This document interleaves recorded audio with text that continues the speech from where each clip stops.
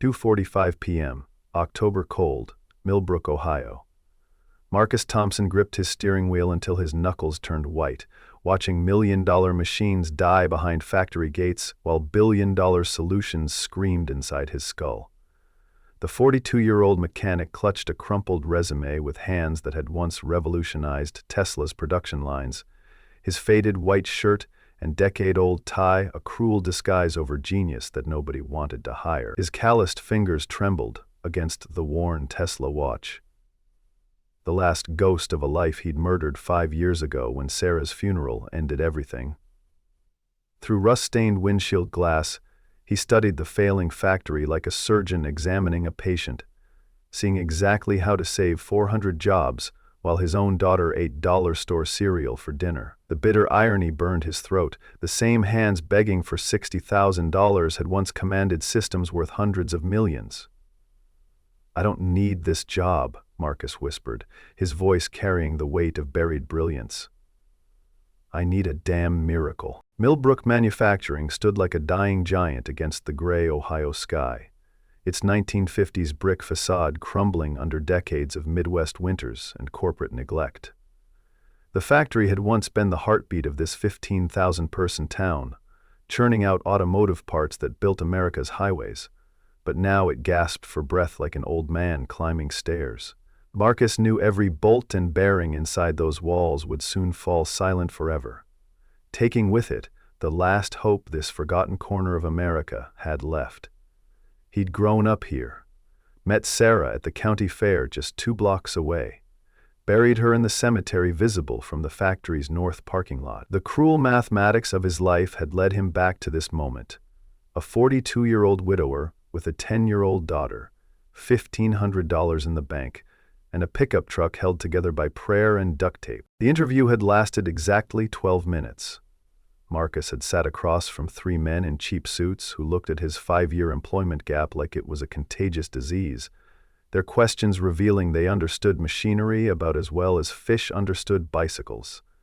They dismissed his ideas about retrofitting the antiquated production line with modern automation, claiming they needed recent experience in large-scale manufacturing, not theoretical knowledge from someone who fixes lawnmowers. The irony would have been funny if his daughter's dinner didn't depend on it. These same executives were about to lose 400 jobs because they couldn't see the forest for the trees, couldn't recognize that the man sitting across from them had once designed the very systems that could save their company. Marcus had walked out with his dignity intact and his future in ruins, the familiar weight of failure settling on his shoulders like an old coat. Emma would be home from school in an hour, and Marcus dreaded the conversation they'd have to have. His 10-year-old daughter had inherited her mother's sharp mind and her father's stubborn optimism, but even she couldn't ignore the stack of overdue bills on their kitchen table, or the way her father's smile never quite reached his eyes anymore. She'd ask about the interview, with that hopeful expression that broke his heart daily, and he'd have to tell her they'd keep living paycheck to paycheck, keep worrying about every unexpected expense, keep pretending everything was fine. The worst part wasn't the poverty. It was watching Emma grow up too fast, shouldering worries that belonged to adults while her father felt increasingly useless. Marcus rubbed the Tesla watch face with his thumb, a nervous habit he'd developed since Sarah's death, and wondered how much longer he could keep failing the people who needed him most. That's when he noticed the woman standing across the street, watching the factory with the intensity of a hawk studying prey. She wore an expensive black coat that probably cost more than Marcus made in 3 months, her silver hair pulled back in a style that whispered money and power. Something about her posture suggested she wasn't just another curious passerby. She studied the building like she was calculating its worth, evaluating its potential, seeing possibilities where others saw only problems. Marcus found himself intrigued despite his misery, wondering what someone with her obvious wealth was doing in a dying town like Millbrook. When their eyes met across the street, she held his gaze for a moment that stretched longer than politeness allowed, as if she was reading something in his face that he didn't know was written there. Then she turned and walked away, leaving Marcus with the unsettling feeling that their brief encounter meant something he couldn't yet understand. The woman's BMW broke down 3 days later, right in front of Jim's auto repair where Marcus spent his days fixing other people's problems while his own remained unsolvable. Jim Morrison had owned the garage for 30 years, and his arthritic hands could no longer handle the delicate work that modern engines demanded, making Marcus indispensable despite his overqualification. The job paid $2,800 a month, barely enough to keep them afloat, but better than nothing in a town where opportunities had died with the steel mills. Marcus was elbow deep in a transmission rebuild when the silver-haired woman pushed through the shop's glass door, her presence immediately elevating the shabby garage like a museum piece in a thrift store. She introduced herself as Victoria, spoke with the crisp confidence of someone accustomed to being listened to, and explained that her car had simply stopped running on Main Street. Marcus wiped his hands on a rag and followed her outside, already hearing the problem before he lifted the hood. "Your alternator's gone," Marcus said after 30 seconds of listening to the engine, "but that's not your real problem. You've got maybe 2 weeks before your transmission starts slipping, and your brake pads are down to metal." Victoria raised an eyebrow, clearly skeptical that someone could diagnose multiple problems so quickly, but Marcus had learned to trust his instincts about machines. They never lied the way people did. He spent the next hour replacing her alternator with surgical precision, explaining each step in language she could understand, while his mind automatically cataloged a dozen other improvements the BMW needed. Victoria watched him work with an attention that felt different from normal customer curiosity, asking questions that revealed a sharper technical understanding than most people possessed. When he finished, she insisted on paying double his quoted price, claiming his diagnosis had probably saved her thousands in repair bills. Marcus tried to refuse the extra money, but Victoria pressed the cash into his palm with a smile that suggested she wasn't accustomed to being argued with. Emma arrived just as Victoria was preparing to leave, bursting through the garage door with the explosive energy that 10-year-olds brought to everything they did. "Dad, can you help me with my science project tonight? We're building bridges that can hold weight, and I want to make mine unbreakable." Emma's enthusiasm was infectious, and Marcus felt his first genuine smile in days as he introduced his daughter to their unexpected customer. Victoria's entire demeanor shifted when she saw Emma, her corporate composure melting into something warmer and more vulnerable, as if the sight of a happy child had unlocked something carefully hidden. She asked Emma about her project with genuine interest, suggesting engineering principles that made the little girl's eyes light up with possibility. "Your father must be very proud of having such a smart daughter," Victoria said, but her eyes were on Marcus when she spoke, reading his face with that same unsettling intensity he'd noticed outside the factory. Something passed between them in that moment, an understanding that neither could quite name, but both recognized as significant. The next few weeks fell into an unexpected rhythm, with Victoria finding reasons to return to the garage with increasing frequency. Sometimes her car needed minor adjustments. Sometimes she claimed to be lost and needed directions, and once she brought coffee and pastries from the fancy bakery 2 towns over, saying she'd ordered too much for one person. Marcus found himself looking forward to these visits despite his better judgment, drawn to conversations with someone who could discuss complex engineering problems without glazing over or changing the subject. Victoria never mentioned what she did for work, deflecting personal questions with the skill of someone practiced at maintaining privacy, but her knowledge of manufacturing processes suggested significant experience in industrial settings. Marcus began to suspect she was some kind of consultant or investor, someone with the resources to fix problems that seemed insurmountable to ordinary people. The mystery intrigued him more than he cared to admit, especially when he caught her studying him with that calculating expression that suggested she knew more about him than she was revealing. Emma had adopted Victoria as an honorary aunt, the way children do when they encounter adults who take them seriously. Victoria never spoke down to her, never dismissed her questions as childish, and Emma responded by sharing the kind of innocent observations that cut straight to the heart of adult complications. "Dad used to work somewhere really important," Emma told Victoria one afternoon while Marcus was under the hood of a Chevy. "But he won't talk about it. I think he misses it more than he admits." Marcus froze, tools suspended mid-motion, wondering how his 10-year-old daughter had seen through carefully constructed walls that had fooled everyone else. Victoria's response was equally careful, But Marcus caught the note of genuine curiosity in her voice when she asked Emma what made her think that.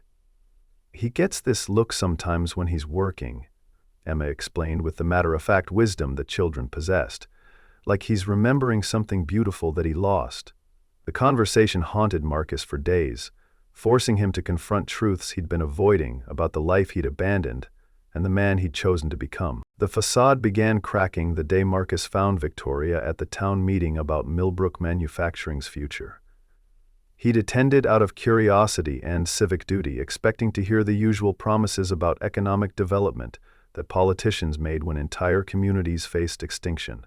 Instead, he found himself staring at Victoria from the back of the crowded high school auditorium, watching her sit in the front row like she belonged there, taking notes during presentations about the factory's declining productivity and mounting losses. The company's executives spoke in corporate euphemisms about restructuring and right-sizing, but everyone understood they were discussing the death of their town. Marcus studied Victoria's profile, noting how she listened with the focused attention of someone who understood the technical details being discussed, someone who could follow conversations about production quotas and automation investments without translation. When the meeting ended, she disappeared before he could approach her, leaving him with questions that multiplied like cancer cells in his mind. Emma found the old Tesla blueprints 3 days later, hidden in a box Marcus thought he'd destroyed years ago. She brought them to him with the excited expression of an archaeologist who'd discovered treasure, spreading the technical drawings across their kitchen table like maps to buried gold. "Dad, what are these? They look like robot designs." Emma's questions came in rapid-fire succession, each one driving deeper into secrets Marcus had worked so hard to bury. The drawings showed automated assembly systems he'd designed for Tesla's Gigafactory, innovations that had revolutionized electric vehicle production and earned him recognition as one of the brightest engineering minds of his generation. Looking at his old work through Emma's eyes, Marcus felt the familiar ache of abandoned dreams, the weight of potential squandered by grief and self-imposed exile. He tried to deflect her questions, claiming the drawings were just old-school projects, but Emma's intelligence made deception impossible. "Google says you used to work for Tesla," she announced with devastating honesty, showing him search results on her tablet. "It says you were famous." The confrontation that followed was inevitable and brutal. Emma demanded to know why her father had hidden such an important part of himself, why he'd abandoned a career that could have given them financial security and professional respect. Marcus found himself trying to explain concepts that adults struggled with: guilt, responsibility, the weight of decisions that rippled through time like stones thrown in still water. He told her about Sarah's accident, about the phone call that came while he was in a meeting he couldn't leave, about arriving at the hospital too late to say goodbye. Emma listened with tears in her eyes, her 10-year-old heart breaking for the father who'd been carrying this burden alone for 5 years. "But Mom wouldn't want you to stop being amazing," she whispered, and Marcus felt something crack inside his chest, a dam holding back years of suppressed grief and self-recrimination. They cried together at their kitchen table, surrounded by evidence of the life he'd thrown away, while outside their window, Millbrook continued its slow descent into economic oblivion. Victoria's true identity revealed itself like a photograph developing in chemical solution, slowly and then all at once. Marcus discovered it by accident, researching automation solutions for a customer's manufacturing problem and stumbling across a Forbes article about Chen Industries, one of the world's largest automotive parts suppliers. There was Victoria's face in a corporate headshot, identified as Victoria Chen, CEO and founder of a company that employed over 50,000 people across 3 continents. The article detailed her rise from engineering student to industrial titan, her reputation for identifying struggling companies and transforming them into profitable enterprises through strategic automation investments. Marcus read with growing amazement and growing dread, understanding that every moment of their friendship had been built on deception, that Victoria had been studying him like a business opportunity rather than connecting with him as a person. The betrayal cut deeper than he'd expected, poisoning memories of conversations he'd treasured and moments he'd thought were genuine. The confrontation happened on a Tuesday that started like any other, with Victoria arriving at the garage for what she claimed was a routine oil change. Marcus waited until they were alone, Jim having stepped out for lunch, before spreading the Forbes article across his workbench like evidence in a trial. "So, Victoria Chen, CEO of Chen Industries," he said with carefully controlled anger. "When exactly were you planning to tell me who you really are?" Victoria's composure cracked for the first time since he'd known her, her corporate mask slipping to reveal something vulnerable underneath. She didn't deny the deception, didn't offer weak excuses or hollow apologies, but simply stood there accepting his anger like someone who'd known this moment was inevitable. "I needed to understand who you really were," she said finally, her voice carrying a weariness that suggested this conversation was as difficult for her as it was for him. "Corporate relationships are performances. I wanted to know the man behind the resume before I offered you the opportunity that could change everything." The opportunity, as Victoria explained it, was both simple and impossible. Chen Industries was considering acquiring Millbrook Manufacturing, but only if they could find a way to modernize the facility's outdated production systems without replacing the entire workforce. Victoria had been studying the factory for months, running financial models and consulting with engineering firms, but every solution required capital investments that exceeded the plant's potential value. Then she'd seen Marcus outside the factory after his failed interview, had researched his background and discovered his Tesla connection, had realized that the solution to her industrial puzzle might be sitting in a small-town garage feeling sorry for himself. "I can give you 2 days," she said with the directness that had built her empire. 2 days to prove you can save that factory with your automation designs. If you succeed, I'll make you Chief Technology Officer of the Millbrook operation at $150,000 a year. If you fail, the plant closes and 400 people lose their job. Marcus felt trapped between impossible choices, each path leading to different forms of destruction. Accepting Victoria's challenge meant risking public failure, exposing himself to the kind of pressure and scrutiny that had driven him into exile 5 years ago. Rejecting it meant watching his neighbors lose their livelihoods while he possessed the knowledge that could save them. The weight of 400 families pressed against his chest like physical force. But so did the memory of Sarah's funeral, and his promise to himself that Emma would never experience the kind of loss that came from having an absent father. Victoria watched him struggle with the decision, her expression unreadable but patient, like someone accustomed to waiting while others wrestled with life-changing choices. "Why does it have to be me?" Marcus asked, though he already knew the answer. "Because you're the only person in this town who understands both the technical requirements and the human cost," Victoria replied. "Because you've already lost everything once, so you know what's really worth saving." The phone call from Tesla came that same evening, a coincidence so perfectly timed it felt like cosmic intervention. Robert Kim, Marcus's former supervisor and current director of advanced manufacturing, had tracked him down through old employment records and professional networks. Tesla was expanding their Cybertruck production and needed experienced engineers who understood both automation systems and rapid prototyping methodologies. They were offering Marcus a position as senior manufacturing engineer at $200,000 annually, plus stock options that could set him and Emma up for life. Robert's voice carried genuine excitement as he described the project's scope and importance, the chance to work on technology that would define the next generation of sustainable transportation. "We never replaced you," Robert admitted during their hour-long conversation. "Nobody else could see the elegant solutions you found in impossible problems. Elon still asks about you sometimes." Emma overheard enough of the phone conversation to understand that their lives stood at a crossroads, that the father she'd watched struggle for 5 years suddenly had opportunities that could transform their circumstances overnight.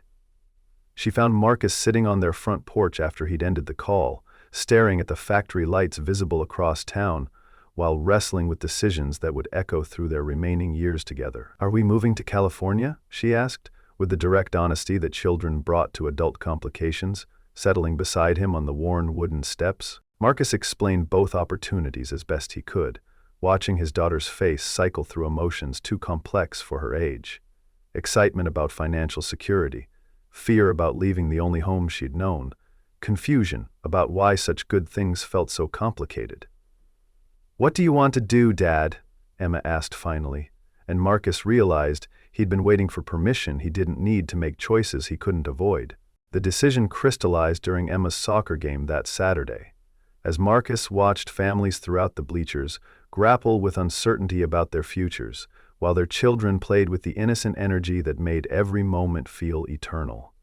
Jim Morrison sat 2 rows down, his arthritis-gnarled hands clapping for goals while his eyes held the worried expression of a man who'd built his life around a community that might not exist much longer. Mrs. Patterson from the grocery store cheered for her grandson while calculating how many months she could keep her store open if half her customers moved away seeking employment. These people had welcomed Marcus and Emma with genuine warmth when they'd arrived, broken and desperate 5 years ago, had created space for them in a community that understood loss and resilience in equal measure. The thought of abandoning them for personal advancement felt like betrayal, but so did refusing opportunities that could secure Emma's future. Marcus found himself caught between competing loyalties, each choice demanding sacrifices that would reshape his understanding of himself. Victoria appeared at the game's halftime, settling beside Marcus in the bleachers with the casual confidence of someone who'd never doubted her welcome anywhere. She watched Emma play with obvious admiration, commenting on the girl's strategic thinking and competitive spirit, but Marcus sensed deeper currents in their conversation. "She reminds me of someone I used to know," Victoria said quietly, her voice carrying emotional weight that transformed her corporate persona into something more human. The admission hung between them like a bridge Marcus hadn't known existed, opening space for honesty that their previous interactions had carefully avoided. Victoria began talking about her own daughter, a brilliant 10-year-old who died in a car accident 8 years ago, a loss that had driven Victoria into workaholism and emotional isolation as protection against future pain. "I see Anna in Emma, sometimes," she confessed. "The same curiosity, the same fearless intelligence. It's been both wonderful and torture getting to know you both." The revelation recontextualized everything Marcus thought he understood about Victoria's motivations, transforming her business proposition from corporate manipulation into something approaching desperate hope. She wasn't just trying to save a failing factory or recruit an untalented engineer. She was trying to reconstruct some version of the family life that grief had stolen from her. Marcus recognized the pattern because he'd lived it himself. The way loss could drive people to build walls that became prisons, the way professional success could mask personal devastation until the two became indistinguishable. They sat in the bleachers sharing the kind of painful honesty that only fellow survivors could offer each other, watching their respective versions of moving forward play out on a soccer field where 10-year-olds chased dreams with the intensity of people who hadn't yet learned that dreams could be broken. "I need this to work," Victoria admitted as Emma scored a goal that sent their section of bleachers into celebration. "I need to believe something good can still come from all the things we've lost." Marcus made his decision during the sleepless hours after midnight, pacing his small house while competing futures battled in his imagination. Tesla represented safety, prestige, the chance to return to the career path that had once defined his identity and purpose. Working for Victoria meant embracing uncertainty, risking public failure, taking responsibility for outcomes that would affect hundreds of families he'd grown to care about. The smart choice was obvious, the safe choice even more so. But Marcus had learned that the most important decisions often contradicted both wisdom and security. He thought about Sarah's voice in the months before her death, how she'd talked about legacy and purpose, about the difference between success and significance. She'd believed that talent was a form of stewardship, that people with rare abilities bore responsibility for using them in service of something larger than personal advancement. Emma would be fine in California, would thrive in schools that challenged her intelligence and ambition, but she'd also learned that running away was sometimes easier than standing firm when circumstances became difficult. The morning of his deadline dawned gray and cold, October asserting its dominance over the Ohio landscape with the kind of weather that made everyone contemplate mortality and the passage of time. Marcus arrived at the factory before sunrise, using access codes Victoria had provided to explore the facility's machinery and infrastructure with the intensity of a doctor examining a patient. The production lines were older than he'd expected, some dating back to the 1980s, but their basic architecture remained sound beneath layers of neglect and makeshift repairs. Marcus spent 4 hours mapping every system, identifying bottlenecks and inefficiencies, calculating the potential impact of strategic automation investments. The math was daunting but possible. Retrofitting the facility would require creative engineering and careful resource management, but the fundamental concept was viable. More importantly, the human element remained strong. The workers he met possessed decades of experience and genuine pride in their craftsmanship, qualities that no amount of technology could replace or replicate. Emma arrived with Victoria around noon, carrying a thermos of coffee and sandwiches like she was supporting a military operation rather than an engineering assessment.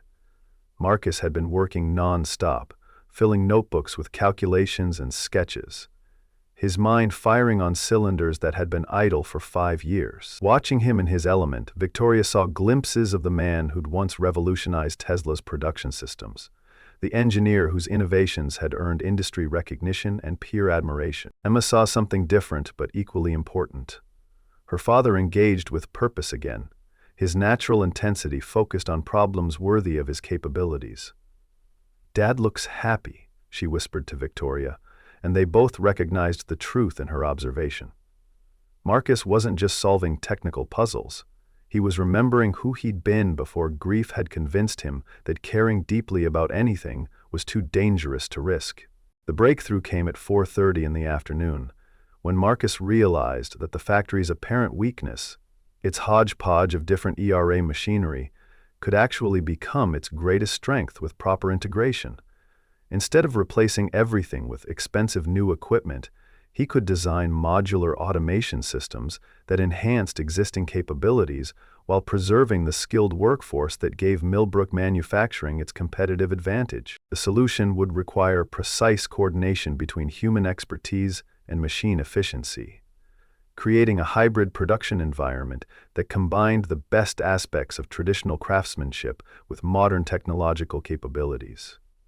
Marcus felt the familiar rush of creative synthesis, the moment when complex problems suddenly revealed elegant solutions that seemed obvious in retrospect. He called Victoria and Emma over to his makeshift workstation, spreading blueprints and calculations across a cafeteria table while explaining his vision with the enthusiasm of someone who'd rediscovered their reason for existing. Victoria studied the designs with the shrewd attention of someone who'd built her fortune on recognizing viable opportunities disguised as impossible challenges.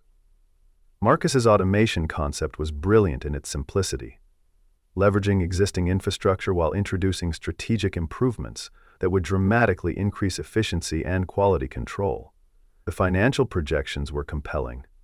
Implementation costs would be significant but manageable, with potential returns that justified the investment within 18 months. More importantly, the plan preserved jobs while creating pathways for workforce development, transforming Millbrook Manufacturing from a dying relic into a model for sustainable industrial evolution. "This could work," Victoria said, her voice carrying the kind of cautious optimism that successful executives brought to promising ventures.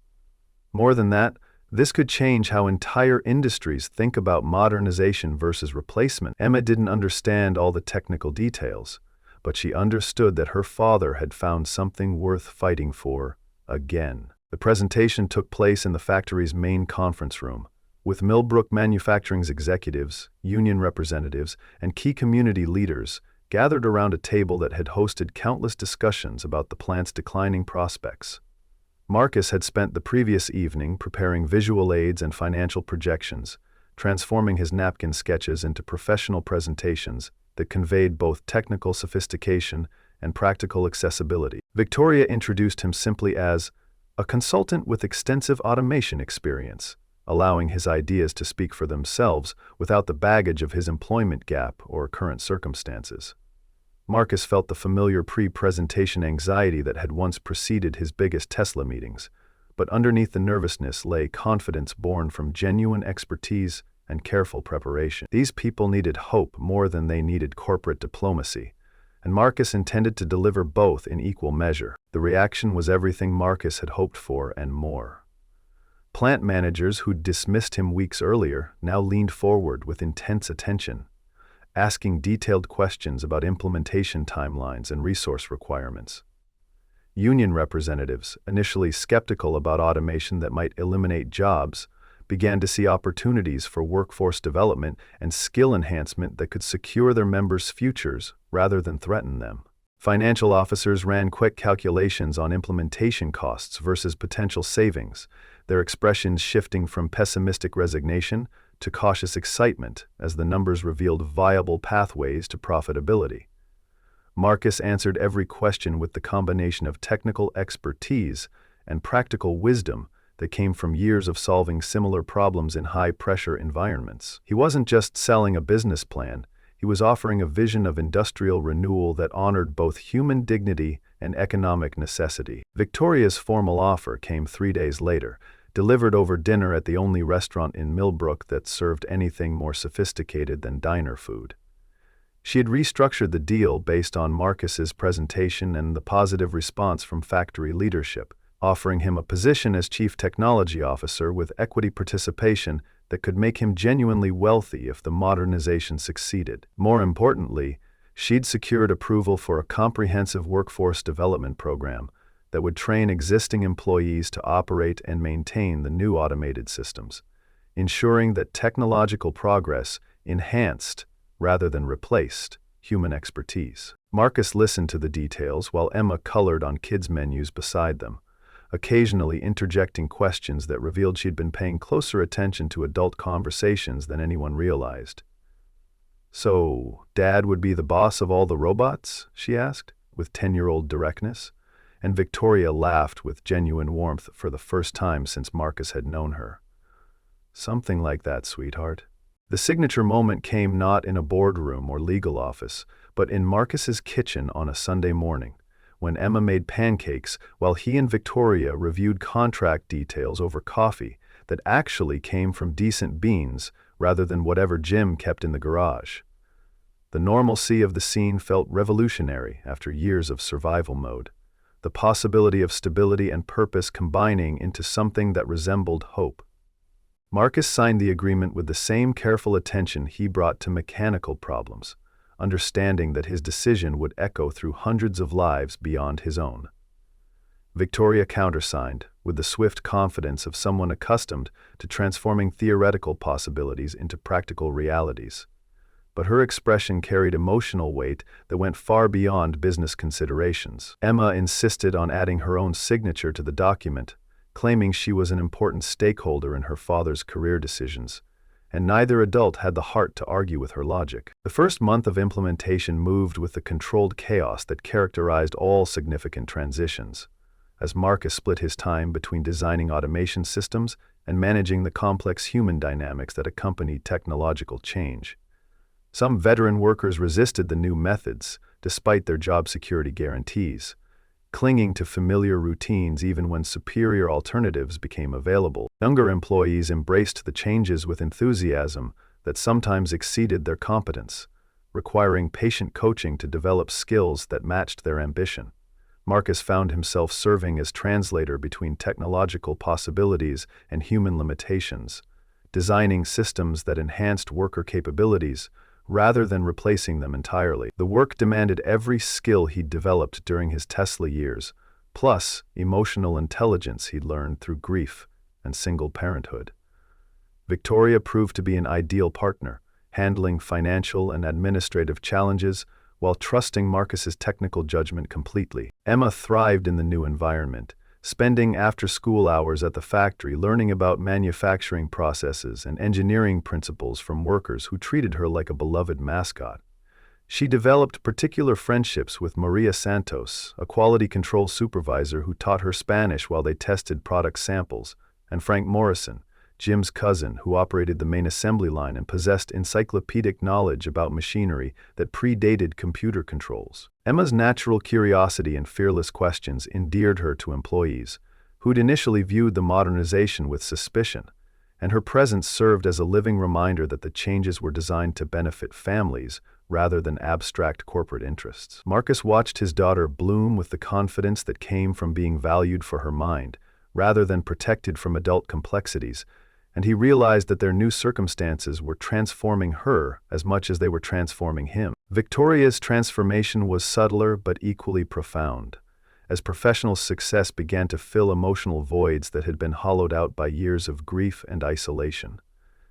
She spent increasing amounts of time in Millbrook rather than her corporate headquarters, claiming operational necessity but clearly drawn by personal connections that had been missing from her life since Anna's death. Her relationship with Emma developed carefully but authentically, neither woman trying to replace irreplaceable relationships, but both finding comfort in affection that honored their respective losses while creating space for new attachments. Marcus watched Victoria discover the simple pleasures of small-town life. Friday night football games, community potlucks, conversations where business success mattered less than personal character. The woman who commanded respect in corporate boardrooms seemed genuinely happy helping Emma with science projects or listening to Marcus explain technical problems over dinner that lasted until Emma fell asleep at the kitchen table. The crisis came 6 months into implementation when a competing automotive supplier offered Millbrook Manufacturing's biggest customer a contract that undercut their pricing by 20% through offshore production. Marcus learned about the threat during a Monday morning meeting that felt like a funeral, as plant managers explained that losing the Hendricks Corporation account would eliminate 60% of their revenue and make the modernization project financially unsustainable. The automation systems were performing beyond expectations, but efficiency improvements couldn't overcome labor cost differentials that made American manufacturing uncompetitive with overseas alternatives. Marcus found himself staring at production reports that documented their technical success while confirming their commercial failure, wondering if he'd convinced 400 families to believe in false hope rather than genuine opportunity. The weight of collective disappointment pressed against his chest like physical force, reminding him why he'd avoided taking responsibility for outcomes beyond his individual control. Victoria's response revealed the strategic thinking that had built her industrial empire, as she immediately began developing contingency plans that could salvage the project, even if they lost their primary customer. She'd anticipated this possibility during her initial financial modeling, had identified alternative markets and potential clients who might value the unique capabilities that Millbrook's hybrid production model offered. The key was repositioning the factory from low-cost provider to high-value specialist, serving customers who prioritized quality and flexibility over pure economics.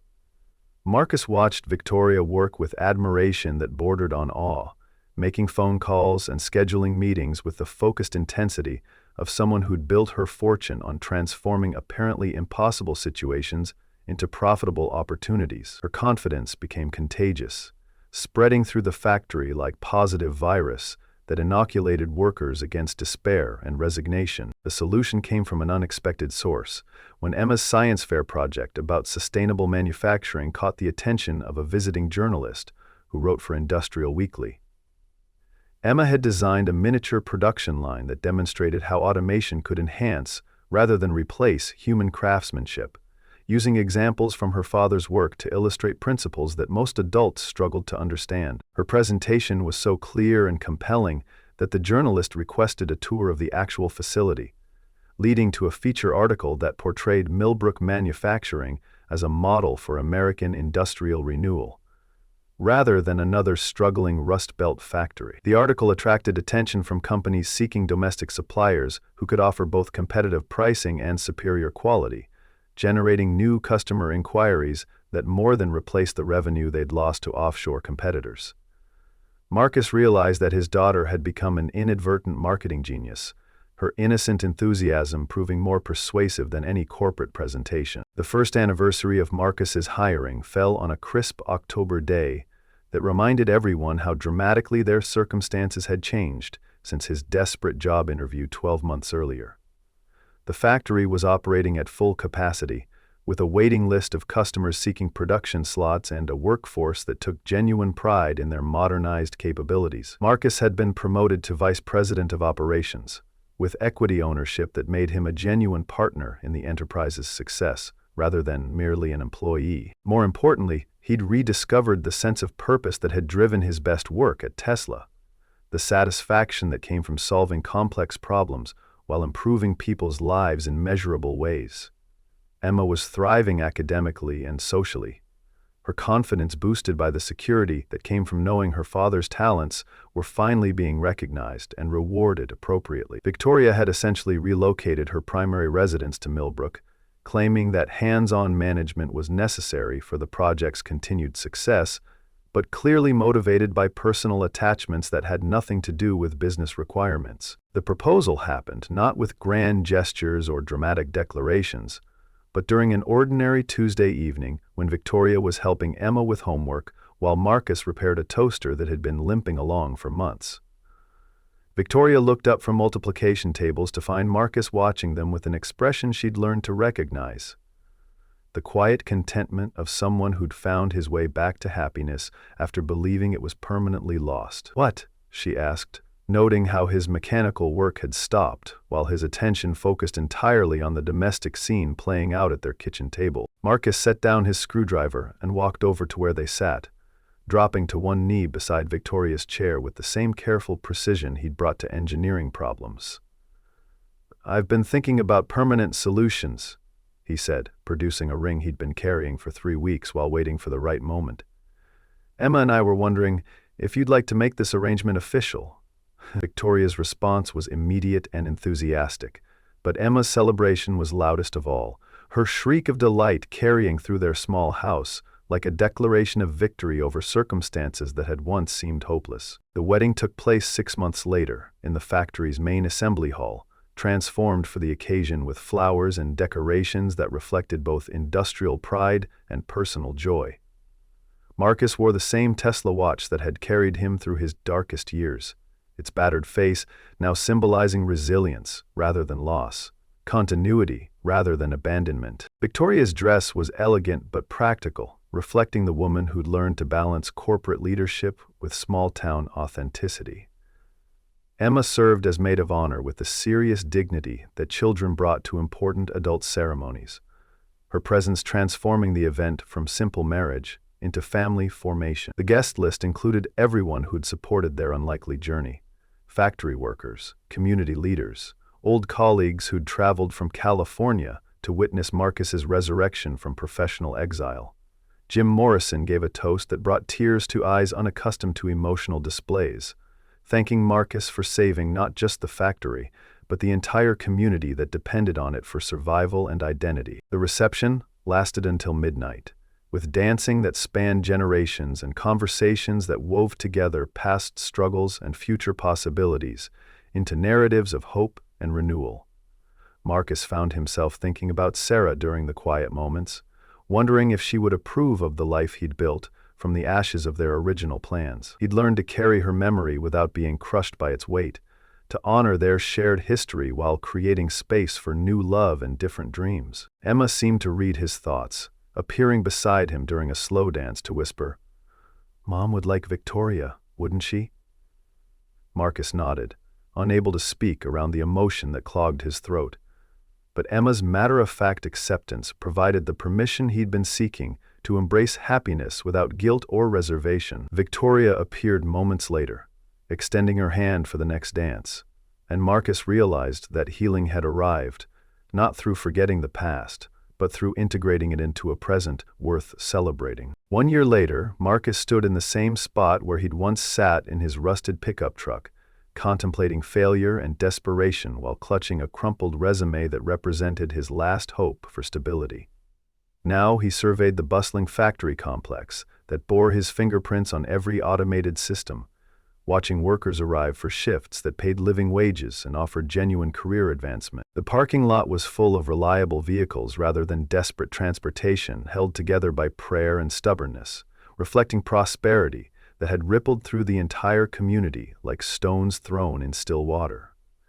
Emma emerged from the main building, where she'd been conducting interviews for her 8th-grade journalism project about industrial innovation, her notebook filled with quotes from workers who credited the modernization with saving their families from economic exile. Victoria appeared moments later, carrying blueprints for the expansion project that would add 200 new jobs over the next 18 months, her corporate confidence now tempered by genuine affection for the community that had become their permanent home. The Tesla watch on Marcus's wrist still kept perfect time, its scratched face catching morning sunlight as he checked the hour before their weekly management meeting. He had replaced the worn leather band with something newer and more professional, but the timepiece itself remained unchanged. A bridge between the man he'd been and the person he'd become through grief, redemption, and the patient reconstruction of purpose from scattered pieces. Emma had asked for a matching watch for her 14th birthday, claiming she needed something reliable to track her busy schedule of advanced mathematics courses and engineering internships that Victoria had arranged with local companies. Marcus had agreed, understanding that some traditions deserved continuation, even as circumstances evolved beyond recognition. The gift would come with stories about time's relationship to healing, about the difference between running from the past and learning to carry it with grace. Victoria's pregnancy announcement came during Christmas dinner, shared with characteristic directness that made Emma shriek with delight and Marcus feel dizzy with unexpected joy. They'd discussed the possibility abstractly, two people in their 40s who'd each lost children and understood both the gifts and risks that parenthood represented. But theory proved inadequate preparation for the reality of new life growing within circumstances they'd rebuilt from nothing. Emma immediately began planning nursery decorations and researching infant development, her 14-year-old intensity focused on becoming the best possible big sister to a sibling who would grow up surrounded by stability and love that she'd had to help create for herself. Marcus found himself remembering Sarah's pregnancy with Emma, the mixture of excitement and terror that accompanied bringing new life into an uncertain world. But this time, the fear felt manageable rather than overwhelming, because he'd learned that love could survive even devastating loss. The baby arrived on a Tuesday in July during the hottest week in Millbrook's recorded history, as if nature wanted to test everyone's commitment to their chosen circumstances one final time. Marcus held his son. They'd named him David, after Victoria's father, who'd taught her that engineering could be a form of art when practiced with sufficient care and imagination, while Emma documented every detail with the methodical thoroughness she brought to important projects. Victoria recovered with the efficiency she applied to corporate challenges, already planning how maternity leave could be structured to accommodate both family bonding and operational responsibilities. The factory workers treated David's birth like a community celebration, presenting gifts they'd crafted in the machine shop and offering babysitting services from experienced parents who understood the village-like support that successful child-rearing required. Marcus watched his expanded family with wonder that felt almost spiritual, grateful for second chances he'd never believed possible. Emma's high school graduation approached with the inevitable momentum that marked all significant transitions. Her acceptance letters from prestigious engineering programs creating both pride and melancholy, as Marcus contemplated life without the daughter who'd been his anchor through the darkest years. She'd chosen Stanford despite offers from MIT and Carnegie Mellon, drawn by research opportunities in sustainable manufacturing that aligned with values she'd developed, watching her father transform industrial processes while preserving human dignity. Victoria had endowed a scholarship in Emma's name, ensuring that other brilliant students from working-class families would have access to educational opportunities, regardless of their parents' financial circumstances.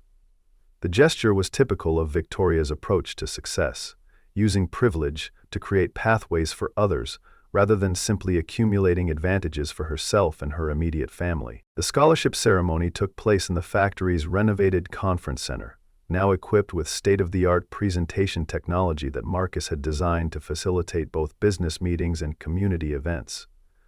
Emma spoke about growing up in a family that had learned to transform setbacks into opportunities, about watching her father rediscover purpose through service to something larger than individual advancement. Her words carried the wisdom of someone who'd witnessed adult struggles without being crushed by their weight, who'd learned that resilience came through community rather than isolation.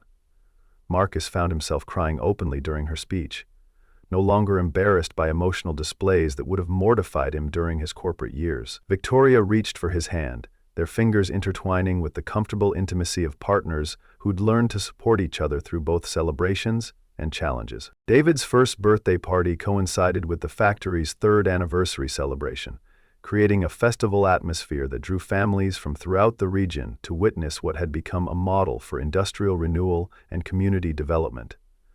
Marcus designed special tours that showcased the automation systems, while explaining how technological advancement could enhance rather than threaten human employment when implemented with proper consideration for social impact. Emma, home from her freshman year at Stanford, served as a guide with the enthusiasm of someone who'd grown up understanding that engineering was fundamentally about solving problems that improved people's lives. Victoria moved through the crowds with the grace of someone who'd learned to balance corporate leadership with genuine human connection, equally comfortable discussing quarterly projections with investors and weekend soccer schedules with factory families. The moment Marcus had been unconsciously waiting for arrived during the quiet hour after the celebration ended, when most guests had departed and only family remained to clean up decorations and leftover food. He found himself standing in the exact spot where he'd first met Victoria 5 years earlier, when she'd been a mysterious stranger studying the factory with calculating eyes, and he'd been a desperate man whose last hope for stability had just been destroyed by corporate indifference. The symmetry felt intentional, as if fate had arranged circumstances to demonstrate how completely their lives had been transformed by decisions that had seemed impossible at the time. Victoria appeared beside him, David sleeping in her arms, while Emma collected birthday gifts, with the systematic efficiency she brought to all organizational challenges. "Any regrets?" Victoria asked, noting how Marcus's attention had focused on the past while his family existed firmly in the present. The question deserved honest consideration rather than reflexive reassurance, acknowledgement of the paths not taken and opportunities foregone in service of choices that had seemed necessary at the time. Marcus thought about his Tesla colleagues who'd continued advancing through corporate hierarchies while he'd rebuilt his life in a small Ohio town, about the innovations he might have contributed to projects that were reshaping transportation and energy production on a global scale. The loss felt real but manageable, like scar tissue that marked healing rather than ongoing damage. Only that it took me so long to understand that running away from pain doesn't make it disappear, Marcus replied, his voice carrying the hard-won wisdom that came from surviving circumstances that had once seemed insurmountable. Emma joined their conversation with the timing that suggested she'd been waiting for the right moment to share thoughts she'd been developing throughout her first year of college. Stanford had exposed her to possibilities beyond anything she'd imagined growing up in Millbrook. But the experience had also clarified values that her parents' example had instilled, rather than taught explicitly. She'd chosen manufacturing engineering despite professors who steered promising students toward more prestigious specializations, drawn by the understanding that technology's highest purpose involved improving ordinary people's daily lives rather than simply advancing abstract knowledge. "I want to come back here after graduation," Emma announced with characteristic directness. "Not because I lack ambition, but because I've learned that some things matter more than career advancement." Marcus felt his chest tighten with emotion that combined pride, gratitude, and the deep satisfaction that came from knowing his daughter had internalized lessons he'd been afraid he was failing to teach. The conversation that followed lasted until dawn. 3 generations of a family that had been assembled from loss and determination rather than simple biology, sharing dreams and concerns while baby David slept peacefully in Victoria's arms. They discussed expansion plans that could transform Millbrook from successful exception into replicable model, ways to share their hybrid manufacturing approach with communities facing similar economic challenges throughout the Rust Belt and beyond. Emma's Stanford education was providing theoretical frameworks for innovations that Marcus and Victoria had developed through practical necessity, creating possibilities for systematic change that could affect thousands of families rather than hundreds. The scope of their potential impact felt overwhelming and exciting in equal measure. Confirmation that individual healing could serve as foundation for broader social transformation when approached with sufficient care and commitment. As sunrise painted the Ohio sky in shades of gold and amber, Marcus realized that his Tesla watch had stopped sometime during the night, its mechanical movement finally succumbing to years of faithful service through circumstances far more demanding than its designers had ever anticipated. The symbolism felt appropriate rather than concerning, acknowledgement that some chapters needed to end before others could begin, with proper attention and intention. He removed the watch carefully, studying its worn face one final time before placing it in his pocket, with the reverence reserved for artifacts that had served their purpose completely. David stirred in Victoria's arms, opening eyes that held the unfocused curiosity of someone just beginning to understand the world into which he'd been born. Marcus reached for his son with hands that bore scars from mechanical work and wedding rings that symbolized commitments deeper than romance, understanding that time's most important function wasn't measurement but meaning, not duration but depth. The story ended where it had begun, with a man contemplating his relationship to work, family, and the communities that shaped identity through shared struggle and collective hope. But Marcus Thompson was no longer the desperate father clutching a crumpled resume outside factory gates that represented his last chance for stability and respect. He had become something rarer and more valuable, a person who'd learned to transform personal loss into public service, individual healing into community renewal, professional expertise into social impact that rippled outward like expanding circles in still water. The factory behind him hummed with purposeful activity, its machines and workers collaborating in the kind of industrial harmony that proved technology and humanity could enhance rather than threaten each other when integrated with sufficient wisdom and care. Emma's laughter carried across the parking lot as she loaded leftover birthday decorations into Victoria's car, the sound serving as counterpoint to David's contented murmurs and Victoria's quiet humming of a lullaby that contained traces of languages from both their backgrounds. Marcus no longer needed miracles, because he'd learned to create them through the patient application of skill, love, and stubborn determination to believe that second chances were possible, even when first attempts had ended in apparent failure. The watch in his pocket had stopped marking time, but the man who'd carried it had finally learned to make each moment count.